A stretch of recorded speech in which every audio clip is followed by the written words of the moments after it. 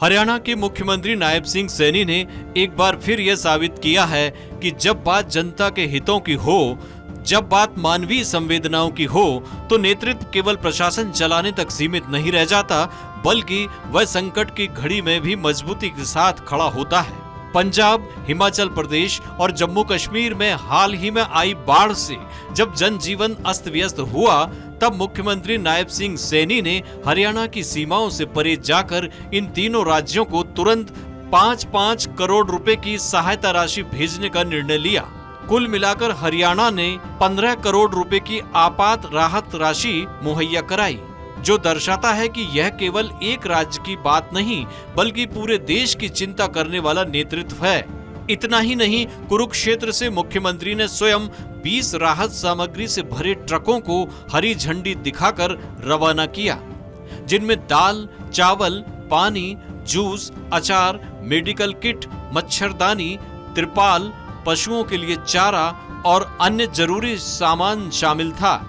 यह एक सशक्त संदेश था कि हरियाणा की सरकार सिर्फ शब्दों की ही नहीं, बल्कि जमीन पर उतरकर काम करने वाली सरकार है। बहुत बड़ी बाढ़ आपदा जो हमारे पड़ोसी राज्य पंजाब, जम्मू कश्मीर और हिमाचल प्रदेश में ये प्राकृतिक आपदा आई है। बहुत सारे परिवार डिस्टर्ब हुए हैं, कहीं तो गांव के गांव इस बाढ़ आपदा में उसके शिकार हुए हैं। हमारे भारतीय जनता पार्टी के सभी कार्यकर्ता, हमारी सामाजिक संस्थाएं, हमारी एनजीओज,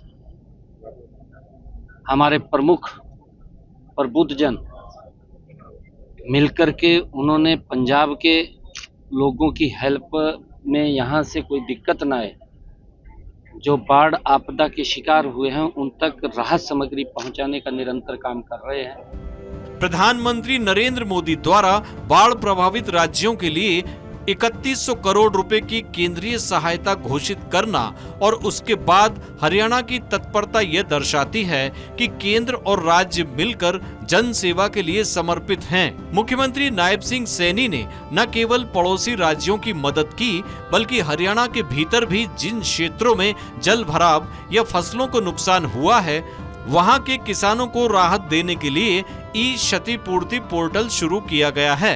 ई भूमि पोर्टल वो खोल रखा है और हमने ये भी कहा है कि आप उसके ऊपर अपना रजिस्ट्रेशन करिए, और ई भूमि पोर्टल वो खुला हुआ है।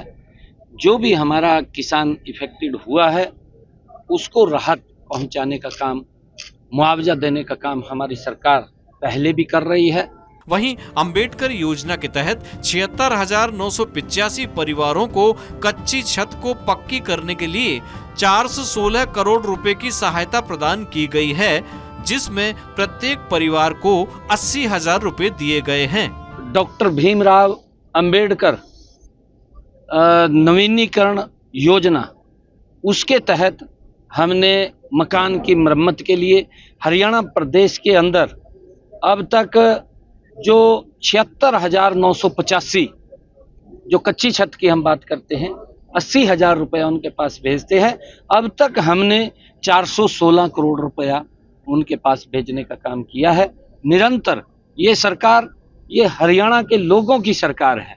मुख्यमंत्री ने हाल ही में नवनिर्वाचित उपराष्ट्रपति सीपी राधाकृष्णन को बधाई और शुभकामनाएं देकर लोकतांत्रिक परिपक्वता और राजनीतिक शालीनता का परिचय भी दिया। सीपी राधाकृष्णन जी देश के उपराष्ट्रपति चुने गए हैं। मैं हरियाणा की तरफ से सीपी राधाकृष्णन जी को बहुत बहुत बधाई और शुभकामनाएं देता हूं। उनके नेतृत्व में देश और हमारा राज्यसभा नए आयामों को छुएगा, ऐसा हमें विश्वास है। और लगातार जो उसकी गरिमा है, उस गरिमा को निरंतर उसको आगे बढ़ाने का काम राधाकृष्णन जी करें, जो उनके संतुलित और सर्वसमावेशी नेतृत्व की एक और मिसाल है।